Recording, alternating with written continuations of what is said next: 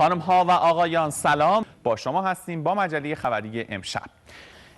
از این گوسفندای شبیه سازی شده چه خبر جدیدی هست ازشون؟ بله، به کوچه و خیابون ریختن و از ولی فقیه زمانشون حمایت کردن. رئیس پژوهشکده رویان اصفهان روی خط ارتباطی ما آمدن. آقای دکتر سلام، خوش آمدین. آینده تولید حیوانات شبیه سازی شده به چه صورتی است در کشور ما؟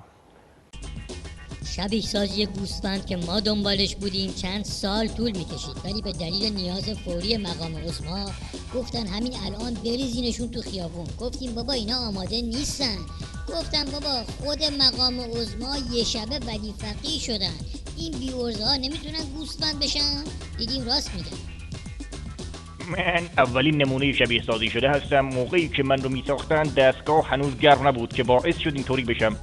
دنبال این هستم که برم پیش مقام عظما بهش بگم دیگه خودش میفهمه چی میگم. حالا ولش کن دیگه، بی خیال. شما قبل از اینکه این مجله خبری بخواد شروع شه، این گزارش رو دیدم. گزارش خیلی قشنگه. خودت هم حتما دیدی این گزارش؟ بله، گزارش آقای یوسف سلامی هستش که دستشون درد نکنه، با هم نگاه می‌کنیم.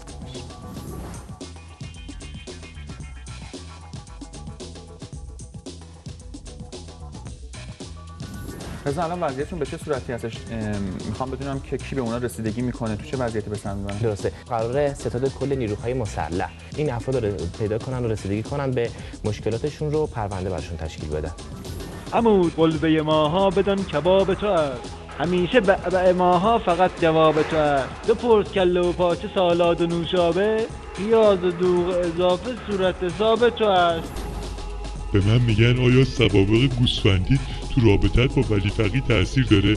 قاطعانه میگم نه نه نه.